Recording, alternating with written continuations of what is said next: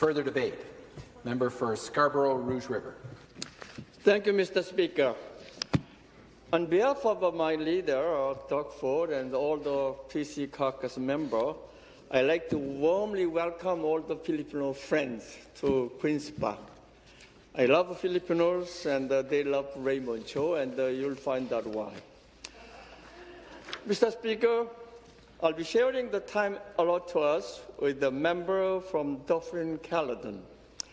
It is my privilege and honor to rise in this legislature to support Bill 10, Filipino Heritage Month, introduced by the member from Eglinton-Lawrence. I applaud the member from Eglinton-Lawrence for introducing this bill after the government members actually blocked a similar motion introduced by New Democratic member from Toronto-Danforth earlier and myself. The bills introduced by the members from Eglinton-Lawrence and the Toronto-Danforth are extremely similar and simple.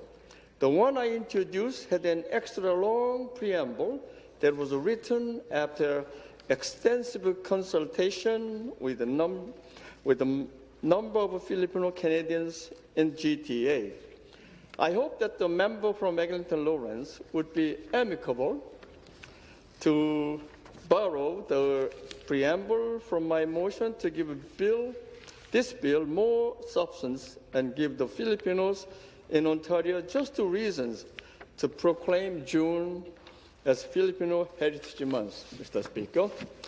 Canada is a proud country of immigrants or descendants of immigrants, with the exception of our Indigenous Canadian people. Canada's diversity is the envy of every other country in the world. Nowhere else in the world you have people from so many different backgrounds, religion, ethnicities, living in harmony and peace. At the present time, there are more than 100 different ethnicities, more than 200 different languages spoken, and all of them call themselves proud Canadians. Amongst all these ethnicities, the proud people of the Philippines, the first Filipinos came to Canada in the 1930s. In the 1960s, immigration for Philippines from the United States and the Philippines started to surge, and these migrants settled in Canada as nurses, as physicians, healthcare technicians, administrators, and later as workers in the government industry. Through family reunification program from the 1970s to the 1990s, Filipinos came to Ontario to join their relatives to prosper, contribute to Ontario, and raise their families. More recently, Ontario has become home of thousands of Filipino contract workers who have settled in the province after having completed federal living caregiver program and who have sought to migrate their dependents to Ontario and become Canadian citizens. Today, Ontario is home to approximately 350,000 Filipino Canadians.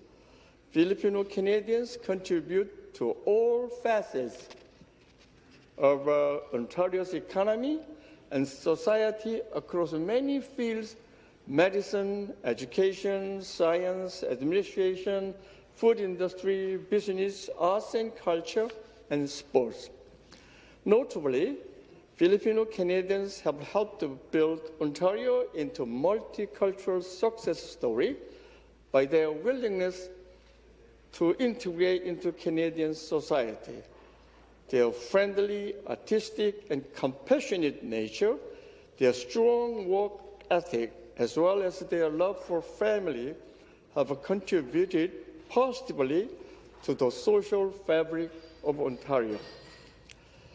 Breaking down barriers to dialogue, integration, genuine friendship within and among the different communities in which Filipino Canadians have made their homes. Filipino-Canadians continue to help foster growth, economic stability, peace, and social cohesion throughout Ontario. The ward I represented as Toronto City Councillor for 25 years had the highest number of Filipinos in the city of Toronto. I met many Filipinos in the 25 years. Today, among all the Filipino friends, my good friend, Monina Soreda, her lovely daughter, Michelle, is sitting there. I visited their home. I attended many celebrations and events. I also frequented their churches. A church that I often go is the Friends of Jesus Christ. Congregation members, I don't know whether they are there or they're there. Leticia, Sonayan, Nanuka, Domingo, and Purita Oda are here in the gallery. Thank you for coming. Mr. Speaker, I have visited Philippines 3 times, twice to Parañaque and once to Quezon City, to build houses for the victims of a typhoon. And I brought the high school leaders from Global Youth Leaders, which I founded 9 years ago, and I contribute 5 houses in Philippines. Each house in the typhoon-affected area is 2,500. And I literally build the houses with the high school students. And I learned so much from Philippines in Philippines. Some concern, kind of negative, but mostly very positive. You know, the concerned area is I noticed the gap between haves and have-nots so wide. In Manila, I saw so many Mercedes-Benz, Lexus, and BMW, etc. But the public transit, the bus is a half-ton truck, overcrowded, and pollution is very unbearable. But at the same time, the area that we built the houses, I've never seen such a poor, pardon me, but needy. But they're most generous, very kind. And when we went there, each time, the children, they approached and sing in choir, and the mothers brought food and shared with us. And I said in one event, you know, when I go to heaven, when I leave this planet, in the heaven, I think I will see most Filipinos in paradise, because they're most generous, kind, and compassionate people. And I'm so glad that the MPP from Eglinton-Lawrence is moving this bill, and I hope that the whole, I'm sure that every member in this legislature will support that motion. Now, Mr. Speaker, another great Canadian Filipino community leader was the late Senator Tobias Anbaga. We've been close friends even before becoming senator. He was a school trustee in my area.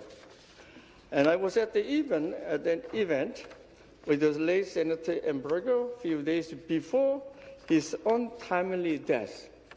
His last words to me were to do my best to recognize the contributions of the Filipino-Canadians made in Ontario by passing my motion to recognize June as Filipino Heritage Month. June is an important month for Filipino-Canadians, as June 12th is the Philippines Independence Day. Proclaiming Filipino Heritage Month enables Filipinos in Ontario to be recognized. It also allows all Ontarians to celebrate and appreciate the Heritage Month Filipino-Canadians. Long live Filipino-Canadians. Thank you. Salamat po.